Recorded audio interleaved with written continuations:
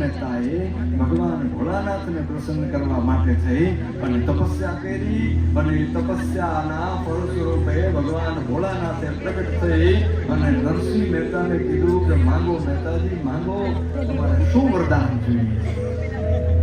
અને ત્યારે મારી અને તમારી આ ગરવી ગુજરાતની ધરતીના એક કવિએ જે વરદાન માંગ્યું હતું એ વરદાન તે સાંભળવા જેવું છે. શું વરદાન માંગ્યું? નરસિંહ મહેતાએ કીધું કે પ્રભુ મને એવું કંઈક આપો કે જે દેવતાઓને પણ દુર્લભ હોય.